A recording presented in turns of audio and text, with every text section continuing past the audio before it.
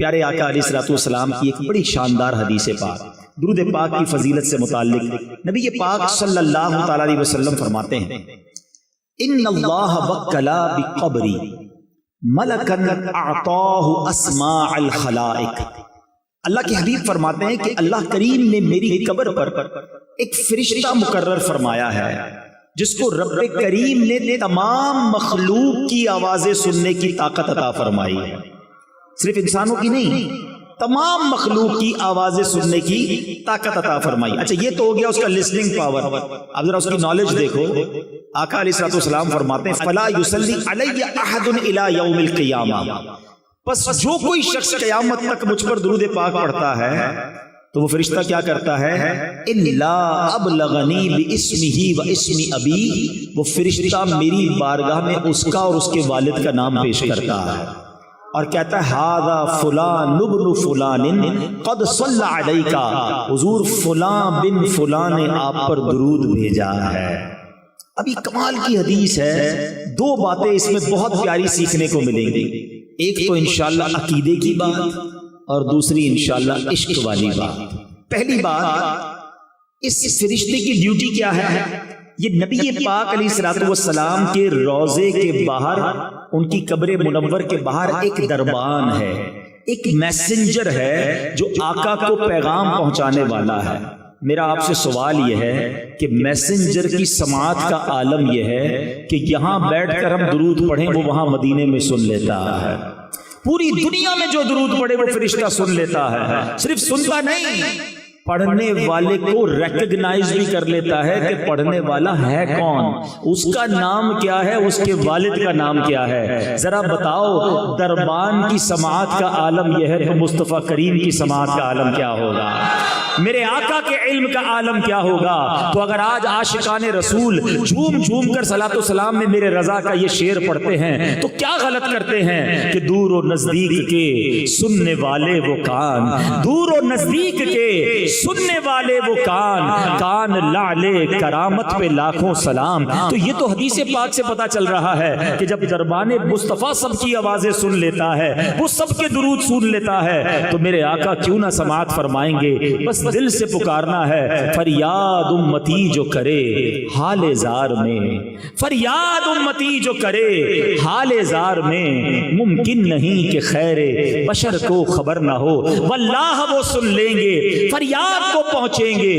اتنا بھی تو ہو کوئی جو آہ کرے دل سے، بس دل سے پکارنے کی دیر ہے، کام بن جانے ہیں۔ اور اب عشق والی بات کہ دنیا میں یہ دستور ہے کہ آپ جس شخصیت سے محبت کرتے ہو، ریسپیکٹ کرتے ہو، اور جب آپ کو پتا چلے کہ آپ کا نام ان کے بارگاہ میں لیا گیا، ان کے سامنے لیا گیا ہے، آپ کو بڑی خوشی ہوتی ہے۔ فار ایگزامپل، آپ میں سے ماشاءاللہ بہت سارے وہ لوگ ہوں گے مختلف پیران عظام سے مرید ہوں گے، کوئی آ کر آپ کو کہے کہ یار آپ کے پیر صاحب کے پاس آپ کا نام لیا گیا تھا، کتنی خوشی ہوگی، اچھا میرا نام لیا گیا، سچ بتاؤ کیا بات ہو رہی تھی، ذرا دوبارہ سنتے ہیں اس سے، دوبارہ ریپیٹ کرو یار کیا ذکر ہوا تھا، بیکاز یو لو ہم، یو ریسپیکٹ ہم، آپ اچھا لگتا ہے کہ آپ کا نام ادھر لیا گیا۔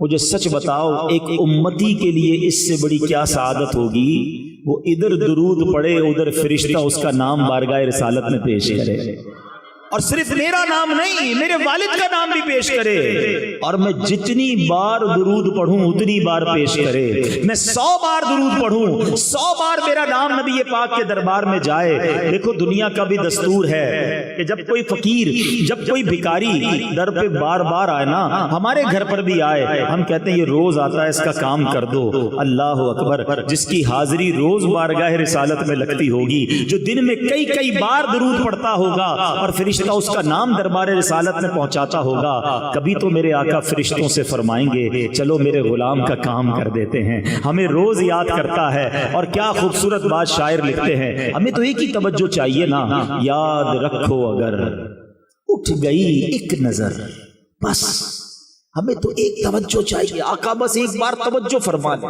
یاد رکھو اگر اٹھ گئی ایک نظر جتنے خالی ہیں سب جام بھر جائیں گے، پھر سارے کام سیدھے ہو جانے ہیں۔ میرے بھائی یہاں بیٹھے ہوں گے جو مشکل میں ہوں گے، پریشانی میں ہوں گے، بیماری میں ہوں گے، قرضے میں ہوں گے، گھبراؤ نہیں، درود پڑھتے رہا کرو، نبی پاک کی توجہ ہونے کی دیر ہے۔ امام عشق و محبت اعلیٰ حضرت سمجھاتے ہیں، پریشان ہونا، ڈیفیکلٹی میں ہو، سنو، قسمت میں لاکھ پیچ ہوں 100 بل 1000 کج، قسمت میں لاکھ پیچ ہوں 100 بل 1000 کج، آقا یہ ساری گتھی ایک تیری سیدھی نظر کی ہے، بس نبی پاک کی نظر پڑنے کی دیر ہے، سارے کام سیدھے ہو جانے ہیں۔ تو میں بھی نیت کروں، آپ بھی نیت کریں کہ روزانہ کثرت سے درود پاک پڑھیں گے۔ پیارے اسلامی بھائیوں، میرے آقا علیہ الصلوۃ والسلام کی ولادت باسعادت، ذرا سوچئے جب پیارے آقا اس دنیا میں تشریف لانے والے تھے، یہ وہ وقت تھا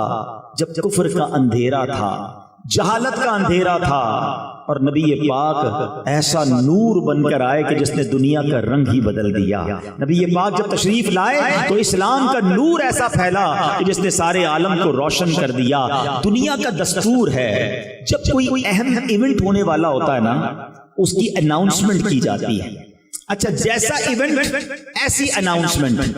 تو جب رب کے حبیب نے آنا تھا جن کے سبب کائنات بنی ہے، یاد رکھیے گا نبی پاک علیہ الصلوۃ والسلام وجہ تخلیق کائنات ہیں، ہی از the reason of the all creation۔ اور یہ حدیث قدسی میں ہے، اللہ فرماتا ہے اے محبوب میں تمہیں نہ بناتا تو یہ کائنات نہ بناتا۔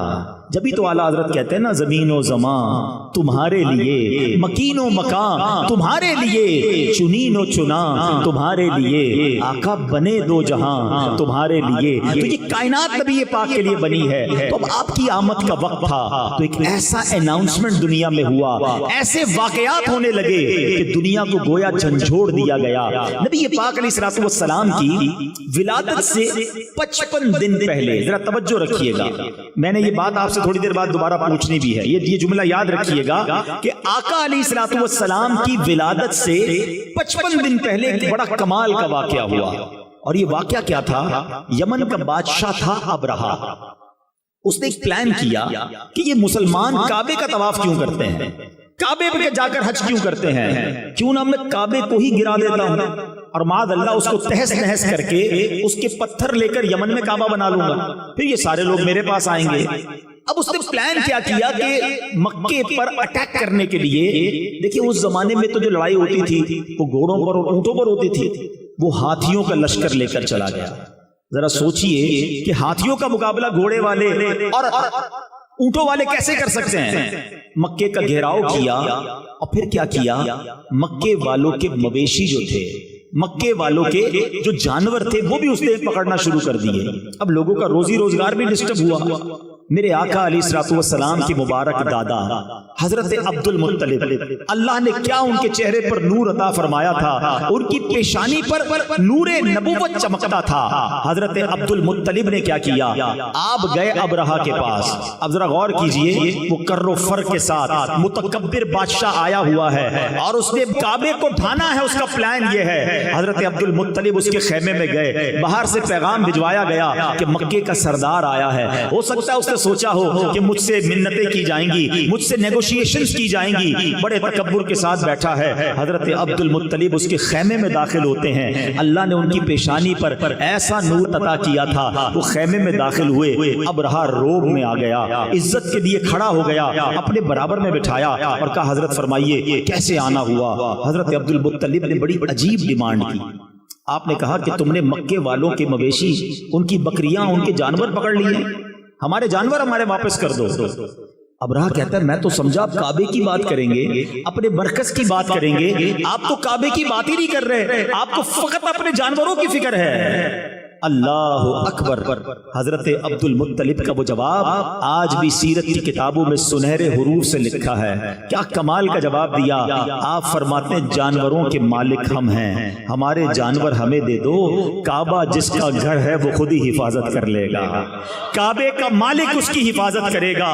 ابرہا کو بات سمجھ نہ آئی، وہ سمجھنے لگا کہ لگتا ہے کنفیوز ہو گئے ہیں، لگتا ہے ڈر گئے ہیں، جانور چھوڑ دیے گئے۔ حضرت عبد المطلب نے عجب اناؤنسمنٹ کیا، مکے والوں سے کہا سارے لوگ اپنے جانور لیں اور پہاڑوں پر چلے جائیں۔ آج جو مکے شریف گئے ہیں انہیں پتا ہے کعبے کے گرد پہاڑ ہیں، اب تو کئی پہاڑ توڑ دیے گئے، ہوٹلز بنا دیے گئے، مگر اس زمانے میں صرف پہاڑی پہاڑ تھے۔ تھوڑا سا امیجنیشن کریں، صرف کعبہ ہے، حرم شریف نہیں بنا بلکہ چاروں طرف پہاڑ ہیں۔ مکے والے سارے پہاڑوں پر چلے گئے، nobody dared to resist، کوئی وہاں پر رکاوٹ لینے کے لیے تیار نہیں ہے۔ فقط حضرت عبد المطلب اب کعبے پر جاتے ہیں، کعبے کی دیوار کو تھامتے ہیں اور وہ رکت انگیز دعا کرتے ہیں کہ اے رب کریم، اے کعبے کے مالک، آج تجھے اپنی قدرت کا نظارہ دکھانا ہے، آج ان ظالموں کو تو نے بتانا ہے کہ تو اور تیرے ماننے والے حق پر ہیں۔ آپ رکت انگیز دعائیں کرتے رہے، اللہ کو پکارتے رہے، اور اس کے بعد آپ بھی کعبے کے سے دور ہو کر پہاڑ پر چلے گئے۔ یہ کیسا حملہ تھا کہ شہر میں کوئی حفاظت کے لیے کھڑا نہیں تھا، فقط کعبہ ہے اور ہاتھی کا لشکر ہے۔ اور اب حکم کیا، ابرہا نے آرڈر دیا کہ ہاتھی چلیں اور کعبے کو تہس نہس کر کے رکھ دیں۔ مگر اب دنیا نے ایک عجب نظارہ دیکھا، اب اللہ نے اپنی قدرت کا ایک عجب نظارہ دکھایا۔ جس ہاتھی پر ابرہا بیٹھتا تھا وہ ہاتھی اپنی جگہ سے ٹس سے بس نہیں ہو رہا تھا، کعبے کی طرف رخ کرتے تھے وہ موو نہیں کرتا تھا، اس کا رخ چینج کرتے وہ چلنا شروع کر دیتا۔ اور اب اللہ کریم نے اس کے مقابلے کے لیے کیا بھیجا؟ دنیا کا دستور ہے آرمی کا مقابلہ آرمی کرتی ہے، نیوی کا مقابلہ نیوی کرتی ہے، ایئر فورس کے لیے ایئر کرافٹ بھیجے جاتے ہیں۔ اب ہاتھی ہیں اور مقابلے کے لیے بھیجا کیا ہے میرے رب نے؟ مٹھی میں آنے والا پرندہ ابابیل۔ ارے چیل جتنا پرندہ بھی کوئی نہ بھیجا، رب نے ابابیل کے لشکر بھیجے جو خود مٹھی میں آ جاتا ہے، جس کا اپنا وزن چند گرام ہے۔ بتاؤ اس کی چونچ اور اس کے پنجوں میں کتنا بھاری کنکر ہوگا، کتنے چھوٹے سے کنکر ہیں، مقابلہ ہاتھی سے ہے۔ اللہ اکبر۔ رب کریم نے اپنی قدرت کا کیسا نظارہ دکھایا۔ اور آج لوگ کہتے ہیں کہ فلاں سپر پاور نے جناب بڑے گائیڈڈ میزائل بنا لیے ہیں، ٹارگٹ سیٹ کر دو، میزائل جا کے وہی ہٹ کرتا ہے۔ اللہ اکبر۔ آؤ میں بتاتا ہوں 1450 سال پہلے میرے رب نے ابابیل کے ان پنجوں میں کیسے گائیڈڈ میزائل دیے تھے۔ ہر کنکر پر ہاتھی سوار کا نام لکھا تھا، اس سوار کا نام موجود تھا۔ اب یہ جب لشکر آتے ہیں اس کے بعد کیا ہوتا ہے؟ آج تک کئی بار سورہ فیل آپ نے قرآن میں پڑھی ہوگی، امام صاحب نے پڑھی ہوگی، آپ نے سنی ہوگی، مگر آج ذرا سورہ فیل کو اس واقعے کی پس منظر میں سمجھیے، مزید ایمان تازہ ہوگا۔ رب کریم قرآن مجید میں ارشاد فرماتا ہے الم تر کیف فعل ربک باصحاب الفیل۔ اس کا ترجمہ کیا ہے؟ اے محبوب، کیا آپ نے نہ دیکھا کہ آپ کے رب نے ان ہاتھی والوں کا کیا حال کیا؟ میں نے بیان کے شروع میں ایک جملہ آپ کو یاد کروایا تھا، یہ واقعہ جو ہے اصحاب فیل کا نبی پاک کی ولادت سے کتنا پہلے ہوا تھا؟ ماشاءاللہ یاد ہے، یہ یاد رکھنا، یہ بڑی عقیدے کی بات بتا رہا ہوں۔ 55 ڈیز پہلے یہ واقعہ ہوا ہے، اور اللہ قرآن میں اپنے حبیب سے کہہ رہا ہے اے محبوب آپ نے نہ دیکھا؟ الم تر کیف، آقا تو دنیا میں تشریف ہی نہیں لائے تھے، اور رب اپنے حبیب سے کہہ رہا ہے اے محبوب آپ نے نہ دیکھا۔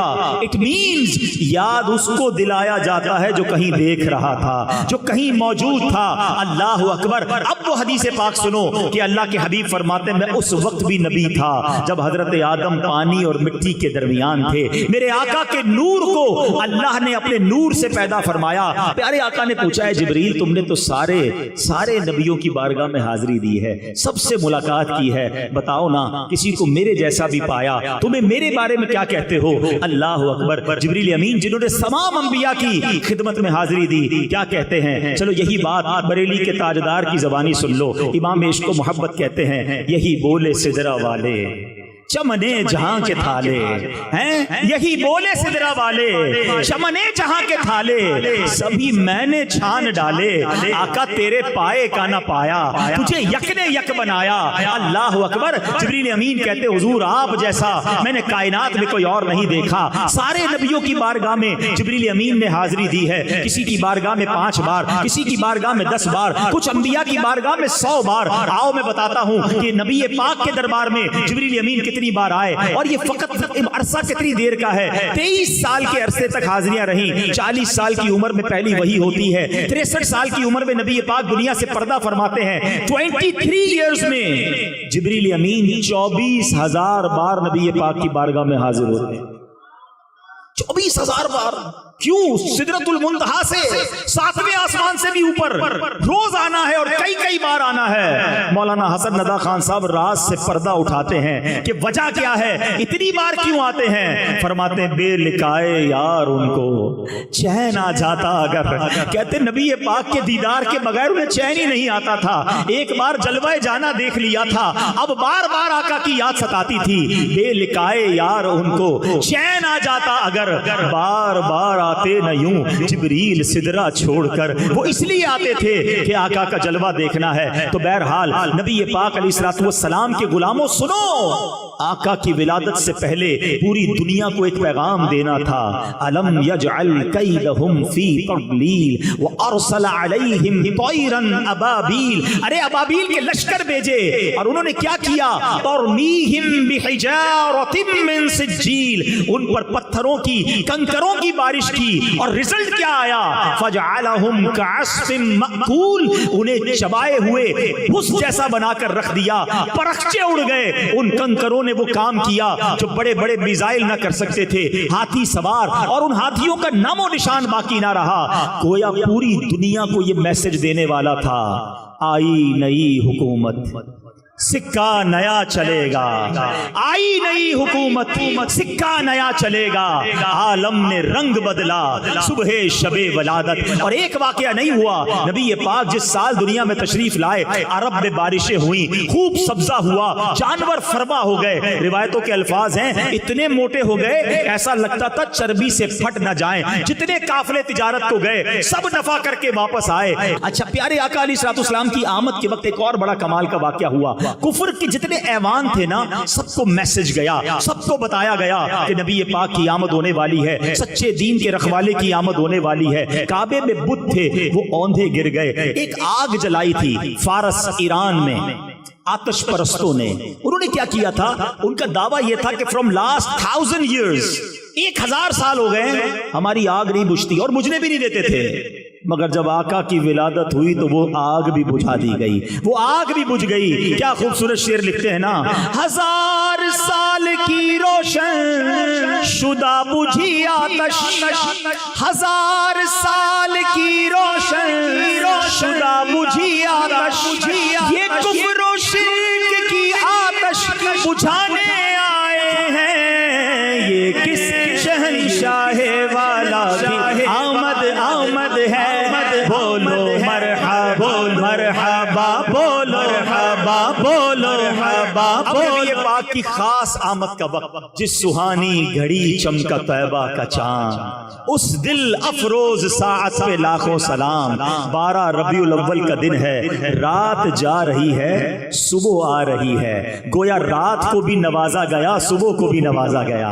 آقا صبح صادق کے وقت خوشبوؤں میں بسے ہوئے اس دنیا میں تشریف لائے۔ دنیا میں آتے ہی پہلا کام میرے آقا سجدے میں چلے گئے، اپنے رب کو یاد کیا، امت کے لیے دعا کی۔ اعلیٰ حضرت لکھتے ہیں نا، پہلے سجدے پہ روزے ازل سے درود، یادگاری یہ امت پہ لاکھوں سلام، رب حبلی امتی کہتے ہوئے پیدا ہوئے، حق نے فرمایا کہ بخشا الصلاۃ والسلام۔ آقا ہم گناہگاروں کو یاد کر رہے ہیں۔ اب نبی پاک کا مبارک بچپن شروع ہوتا ہے۔ بی بی حلیمہ سعدیہ کے بھاگ جاگتے ہیں۔ آپ کہتی ہے میں بڑی غریب تھی، میرے جانوروں میں بھی طاقت نہیں تھی، جب مکے کو آ رہی تھی میرا خچر سب سے پیچھے رہ جاتا تھا، تھا, पूरे काफले के लोग परेशान थे. हलीमा कैसा जानवर लाई हो? कहती मैं खुद भी इतनी कमजोर थी, अपने पास भी दूध नहीं था. मक्के के लोगों का दस्तूर था कि बच्चों को दूध पिलाने गांव में भेजते थे ताकि उनकी जबान भी अच्छी हो, उनकी सेहत भी अच्छी हो. अब जब उस साल मक्के में वो गदाइयां आई, सबको बच्चे मिल गए.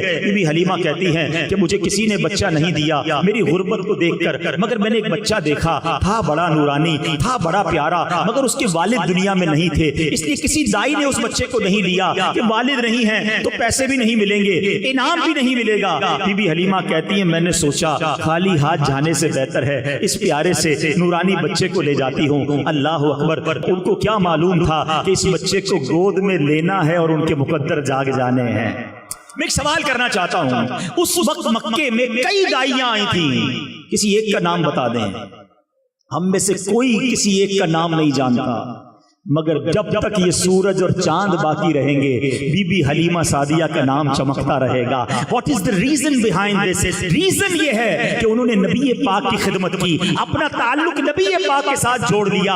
और ये उसूल याद रखना कि जिसने आका के साथ ताल्लुक जोड़ा अल्लाह उसके नाम को बुलंद कर देता है. स्टेज पर जितने लोग मौजूद हैं ये कोई बहुत बड़ी डिग्री होल्डर नहीं है, इन्होंने जमाने में कोई साइंस की इजाद नहीं की है. आज अगर हम सबको दुनिया में कोई इज्जत देता है तो फकत ये नाम मुस्तफा है, ये सरकार के नाम की इज्जत है जो हमारी पहचान बनी है. आप हिस्ट्री उठा के देख लें, जिसने मेरे आका के नाम को बुलंद करने की कोशिश की अल्लाह ने उसके नाम को बुलंद कर दिया. उनके जो गुलाम हो गए वक्त के इमाम हो गए, उनके जो गुलाम हो गए वक्त के इमाम हो गए. नाम लेवा उनके जो हुए उनके ऊंचे नाम हो गए. अरे बीबी हलीमा के भाग जागे. कहती मैं नबी पाक को लेकर निकलती हूँ, वही खच्चर जो सबसे पीछे रह गया अब वो सबसे आगे दौड़ रहा है. मेरे काफले वाले कहते हलीमा जानवर तब्दील कर दिया है, रिप्लेस कर दिया है, इतनी तेजी से कैसे दौड़ रहा है? उस वक्त तक तो आपको रियलाइज नहीं हुआ था कि ये हो क्या रहा है. जब अपने घर पहुंचती हैं कहती मेरी बकरी के थन भर गए. वो बकरी जो एक कतरा दूध नहीं दे रही, इतना दूध निकला हमारे सारे बर्तन भर गए. खुद मेरी सेहत अच्छी होने लगी, मैंने भी नबी पाक को दूध पिलाया, अपने बच्चे को भी दूध पिलाया. अब जब रात होती है तो कहती है मेरे घर में अजब रोशनी होना शुरू हो गई. अभी तो लाइटों का जमाना है ना, उस जमानों में तो लाइट नहीं थी. सुबह हुई तो गांव वाले आए, कहते ए हलीमा कौन सी लाइट लाई हो, कौन सा चिराग लाई हो जो रात भर तुम्हारा घर रोशन रहा? कहा मैं तो कुछ नहीं जानती, एक ऐसा नूर लाई हूं जो सारी रात चमक रहा था. और हलीमा आप सबको क्या कह रही हैं? ये कहती थी घर घर में जाकर हलीमा मेरे घर में खैरुल वरा गए हैं, बड़े औज पर मेरा मुकद्दर, मेरे घर हबीबे खुदा गए. अब उनकी जिंदगी का अमेजिंग दौर शुरू हो गया. मैं अपने मौजू की तरफ आता हूं. अब प्यारे आका अलैहिस्सलाम ने देखा कि जो आपके रजाई भाई बहन थे वो रोज सुबह कहीं चले जाते थे. आपने पूछा बीबी हलीमा से कि अम्मी जान मेरे भाई बहन कहां जाते हैं? कहा वो बकरियां चराने जाते हैं. कहा मैं भी इनके साथ जाऊंगा. नबी पाक उनके साथ बकरियां चराने चले जाते हैं. एक दिन वो बच्चे दौड़ते हुए आए खौफजदा और कहा कि अम्मी जान गजब हो गया. तो क्या हुआ? कहा हमारे भाई को कुछ लोग आए और उन्होंने सीना चीरा और उसके बाद वो चले गए. बीबी हलीमा सादिया भी घबरा गई क्योंकि नबी पाक अलैहिस्सलाम तो बीबी आमना की अमानत थे ना. वो दौड़ती हुई उस जगह पर गई और जब वहां जाती हैं तो देखा नबी पाक अलैहिस्सलाम एक जगह गुमसुम बैठे हैं. कहा बेटा क्या हुआ? सरकार दो आलम अलैहिस्सलाम फरमाते हैं कि 4 लोग आए जिनके सफेद लिबास थे, मेरा सीना चाक किया, उसने कुछ दाखिल किया और सीना बंद कर दिया. कोई निशान नहीं है, कोई तकलीफ नहीं थी. आज साइंस ने तरक्की की है, ओपन हार्ट सर्जरी हो रही है. सुनो 1450 साल पहले मेरे आका की ओपन हार्ट सर्जरी हुई اس کو کہتے شق صدر. فرشتوں نے نور مبارک سینہ مبارک میں اور نور کو داخل کیا. بی بی حلیمہ سعدیہ جو ہیں وہ پیارے آقا کو لے کر بی بی آمنہ کے پاس آئیں کہ اے بی بی آپ بچے کو واپس لے لیں, مجھے ایسا لگتا ہے کوئی جنات یا کوئی جادو کا مسئلہ ہے. بی بی آمنہ کہتی میرے بیٹے کو کچھ نہیں ہو سکتا, جب یہ پیدا ہوا تھا مجھے بہت ساری بشارتیں دی گئی ہیں, میرے بیٹے کو کچھ نہیں ہو سکتا. بہرحال میرے پیارے اسلامی بھائیوں, یہ معجزہ ہے نبی پاک علیہ الصلوۃ والسلام کا, اور یہ ایک بار نہیں, یہ 4 بار ہوا ہے. نبی پاک کا شق صدر کیا گیا, ایک تو یہی 2-3 سال کی عمر میں, ایک 10 سال کی عمر میں. جب جوانی قریب آتی ہے, انسان پر جوانی کے معاملات آتے ہیں, نبی پاک کے قلب اقدس میں اس وقت بھی نور داخل کیا گیا. تھرڈ ٹائم جب پہلی وحی کا نزول ہونا تھا 40 ایئرز کی ایج میں, جب پہلی قرآن نازل ہونا تھا, اور قرآن کا بوجھ قلب مصطفیٰ وہ برداشت کر سکے, مزید قوت دینے کے لیے ایک بار پھر شق صدر کیا گیا اور نور داخل کیا گیا. اور 4تھ ٹائم یہ کب ہوا کہ جب نبی پاک کو سفر معراج پر جانا تھا, اللہ کی بارگاہ میں جانا تھا, وہ تجلی دیکھ رہی تھی جس کی ایک جھلک دیکھ کر حضرت موسیٰ بے ہوش ہو گئے تھے, اور میرے آقا نے رب کا اپنی آنکھوں سے دیدار کیا, کلام بھی کیا, قلب مصطفیٰ میں نور داخل کیا گیا. کیسا دل اقدس ہے کہ امام عشق و محبت لکھتے ہیں, آقا تو جو چاہے تو ابھی میل میرے دل کے دھلیں, تو جو چاہے تو ابھی میل میرے دل کے دھلیں, کہ خدا دل نہیں کرتا کبھی میلا تیرا, میرے آقا کے نورانی دل کا اللہ ہمیں صدقہ عطا فرمائے. آج نبی پاک کے نورانی دل کی بات تو ہم نے سن لی, اب ذرا اپنے دلوں کو بھی چیک کرتے ہیں, ہم دیکھیں کہ ہمارا دل بھی پاک و صاف ہے کہ نہیں. دیکھیں اپنے دل کی نارمل بیماریوں پر تو ہم بہت بات کرتے ہیں, ہارٹ اٹیک نہ ہو جائے, کولیسٹرول ٹھیک ہونا چاہیے, بلڈ پریشر ٹھیک ہونا چاہیے, شوگر ٹھیک ہونی چاہیے, ورنہ ایسا نہ ہو کہ جناب مجھے ہارٹ اٹیک ہو جائے. اچھی بات ہے, اپنی صحت کا خیال رکھنا چاہیے, لیکن اگر دل کی بیماری لگ بھی گئی, اینڈ آف دا ڈے کیا ہوگا, جان چلی جائے گی. مگر جس بیماریوں کا میں ذکر کرنے والا ہوں, یہ وہ بیماریاں ہیں کہ اگر وہ دل میں لگ گئیں تو ایمان جا سکتا ہے. Now please decide whichever illness is more serious. کون سی بیماری جو ہے وہ زیادہ خطرناک ہے, وہ بیماری نا جو ایمان لے سکتی ہے. مجھے 2 سال پہلے جب یہ بیان کا موقع ملا تھا, میں نے ایک بیماری پر بات کی تھی, اور وہ تھی تکبر. آج میں ایک اور بیماری کا ذکر کرنے آیا ہوں, اور جو کہ ہمارے معاشرے میں بہت تیزی سے پھیل گئی ہے, اور وہ ہے حسد. آج کون ہے جو حسد میں مبتلا نہیں ہے؟ اور یاد رکھیے, حسد جو ہے وہ اتنا خطرناک مرض ہے کہ یہ کائنات میں سب سے پہلے جو گناہ ہوئے نا, ارلیسٹ, سب سے پہلے شیطان کو حضرت آدم سے کیا ہوا تھا, حسد ہی تو ہوا تھا نا, تکبر کیا تھا اور ساتھ حسد کیا تھا. قابیل اور حابیل یہ 2 بھائی تھے, آپس میں کیا پرابلم ہوا تھا, حسد ہوا تھا. اس کا مطلب یہ ہوا کہ یہ اتنی خطرناک بیماری ہے جو بھائی کو بھائی میں سے کر سکتی ہے. بھائی حسد میں مبتلا ہو سکتے ہیں, بہنیں حسد میں مبتلا ہو سکتی ہیں, دوست حسد میں مبتلا ہو سکتے ہیں. اب 2-3 باتیں سن لو کہ حسد ہے کتنا برا. نبی پاک علیہ الصلوۃ والسلام فرماتے, جس کا مضمون ہے کہ جس طرح شہد کو سرکہ ایلوا خراب کرتا ہے, آقا فرماتے ہیں حسد ایمان کو ایسے خراب کر دیتا ہے. ایک جگہ میرے آقا فرماتے ہیں حسد ایمان مونڈ دینے والی بیماری ہے.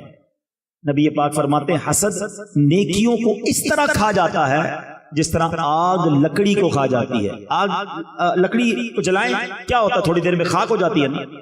نیکیاں اس طرح برباد ہو جاتی ہیں. ہم روزے بھی رکھیں, نماز بھی پڑھیں, درود بھی پڑھیں, محفل میں بھی آئے ہیں, صدقہ خیرات بھی کریں, اور ساتھ حسد بھی پالا ہوا ہے, ساری نیکیاں تو خراب ہو رہی ہیں, ختم ہو رہی ہیں. پلیز ہمیں اپنے دل کو حسد سے پاک کرنا ہوگا. اب میں آپ کو بتاتا ہوں حسد کی تعریف کیا ہے. What is the definition of jealousy. حسد کی تعریف یہ ہے کہ بندہ مثال کے طور پہ کسی کو کوئی نعمت ملے, کوئی شہرت ملی, عزت ملی, دولت ملی, خوبصورتی ملی, واٹ ایور, انسان یہ تمنا کرے کہ اس سے چھن کر یہ نعمت مجھے مل جائے. اچھا مجھے نہ ملے تو کم از کم اس کی تو برباد ہو جائے. یہ ہے حسد. حسد کی ایک جائز قسم بھی ہے, اس کو کہتے رشک, عربی میں کہتے غبطہ. وہ کیا ہے, کسی کو نعمت ملی اور آپ دعا کریں یا اللہ اس کو دیے مجھے بھی دے دے, اس میں کوئی حرج نہیں ہے, یہ جائز ہے, یہ کریں. یہ تمنا نہ کریں کہ اس کی چھنے پھر مجھے ملے یا اس کی برباد ہو جائے. وہ کتنا گندا دل ہے جو کسی مسلمان کی بربادی کی تمنا رکھتا ہے. یہ اتنا ناپسندیدہ عمل ہے. ایکچولی حسد کرنے والا آپ کو پتا ہے آرگیومنٹ کس پہ کرتا ہے, اعتراض کس پہ کرتا ہے؟ ذرا توجہ رکھیے گا، میں آپ سے کچھ سوال کرنا چاہتا ہوں جس کا مجھے آپ سب سے باآواز بلند جواب چاہیے. مجھے بتائیے عزت دینے والا کون ہے؟ زور سے جواب دیجئے. شہرت دینے والا کون ہے؟ دولت دینے والا کون ہے؟ اولاد دینے والا کون ہے؟ خوبصورت بنانے والا کون ہے؟ جب سب چیزیں دینے والا اللہ ہے تو میں کون ہوتا ہوں یہ اعتراض کرنے والا کہ اللہ تو نے اس کو کیوں دیا؟ اٹ مینز کہ حسد کرنے والا اللہ پر اعتراض کرتا ہے کہ اللہ تو نے اسے کیوں دیا مجھے کیوں نہیں دیا. وَتُعِزُّ مَن تَشَاءُ وَتُذِلُّ مَن تَشَاءُ. اللہ جسے چاہے عزت دے. میں اور آپ کون ہوتے ہیں اس میں پرابلم کریٹ کرنے والے؟ لیکن یہ حسد جو ہے، اچھا اس کی ایک اور پرابلم بتاؤں. نیند نہیں آ رہی، ٹینشن بڑی ہے، میں سوتا ہوں مگر دماغ نہیں سوتا، سوچتا رہتا ہوں. میں آج مشورہ دے رہا ہوں آپ کو، جس کو یہ پرابلم ہے نا، چیک کر لو کہیں کسی کا حسد تو دل میں نہیں پال لیا. کیونکہ حسد جو ہے نا، اس کو کہتے ہیں انگریزی میں جیلسی ہے. یہ زندگی میں بھی آپ کو جلائے گا. کیونکہ ہوگا کیا کہ آپ کو کسی سے حسد ہو گیا ہے، وہ ترقی کرتا رہے گا، آپ کو تکلیف ہوتی رہے گی.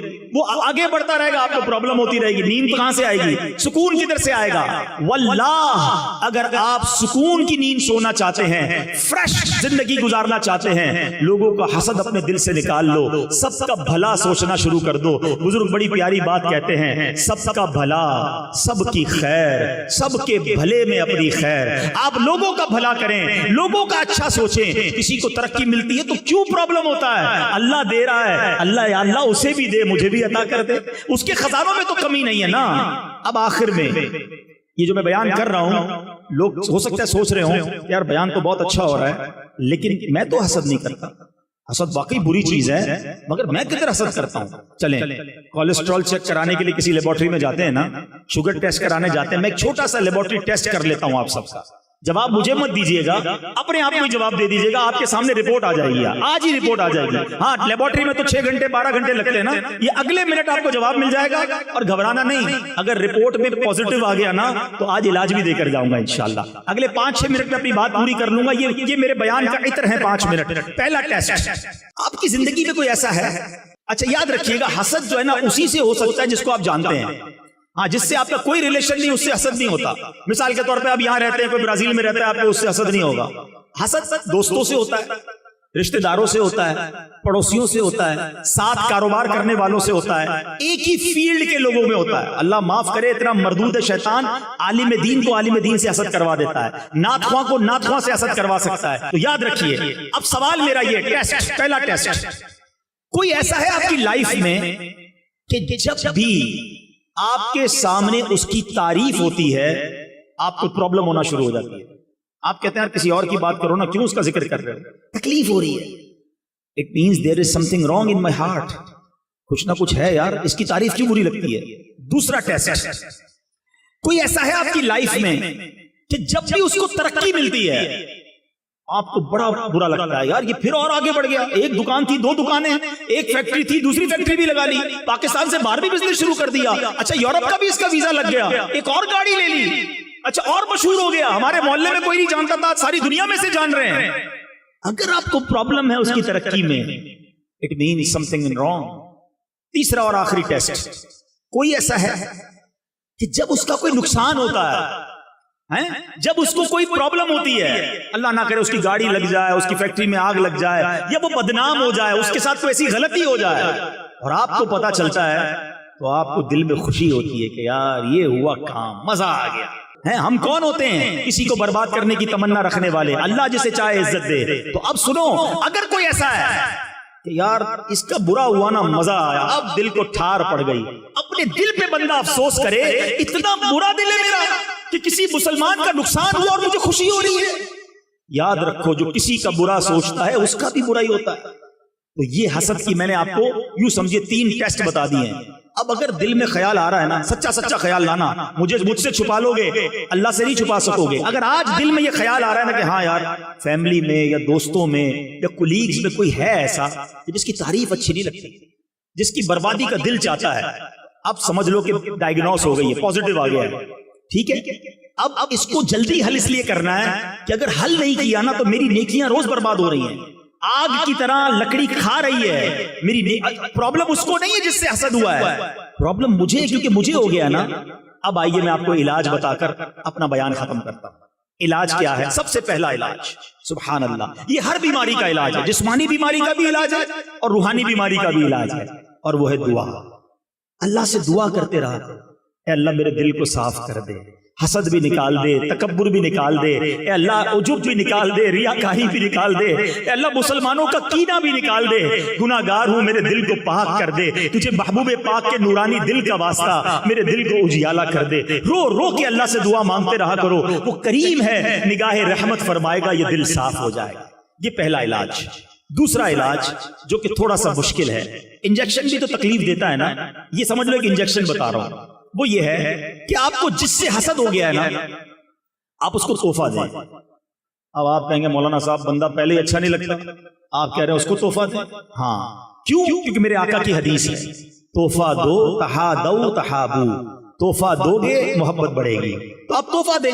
اچھا ایک گڑبڑ یہ نہیں کرنا کہ آج بیان سنا اور کل جائے اس کے پاس، یار وہ مولانا صاحب نے سمجھایا تھا، مجھے آپ سے بڑا حسد تھا، آج تحفہ لے کر آیا ہوں، تو معاملہ اور خراب ہو جائے گا. بھائی بغیر بتائے تحفہ دینا ہے، ہاں اس کو پتا نہ چلے، آپ تحفہ دیں تاکہ محبت پیدا ہو. بیماری میرے اندر ہے جو مجھے نکالنی ہے. ایک آخری علاج لے لو، وہ کیا ہے؟ What ever problem you have in your mind. آپ کو کسی کی دولت سے پرابلم ہوتا ہے، یار یہ پیسے والا ہو گیا میں غریب، پرابلم ہے نا، آپ اس کی دولت کے لیے دعا کریں، یا اللہ اس کی دولت میں اور برکت دے. پھر وہی یار مجھے پہلے ہی پرابلم ہے، آپ کہہ رہے ہیں میں اس کی دولت کے لیے دعا کروں، یہ اینٹی بائیوٹک ہے.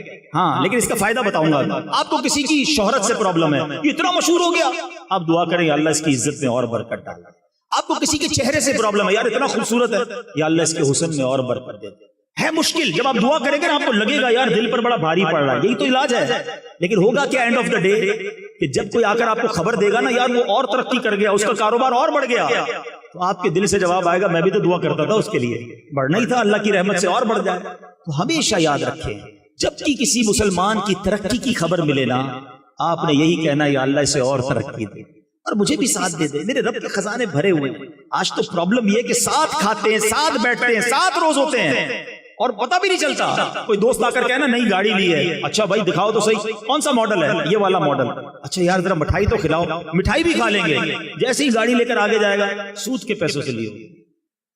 اپنے گھر پہ کسی نے دعوت کی، شاندار دعوت، نیا گھر بنایا، بریانی بھی کھائی، کھانا بھی کھایا، جیسے ہی باہر نکلے یہ 2 نمبر کے پیسوں سے گھر بنایا. تمہیں پرابلم کیا ہے؟ اللہ اسے ترقی دے رہا ہے. ہم کیوں تکلیف میں آتے ہیں کسی کی نعمت پر؟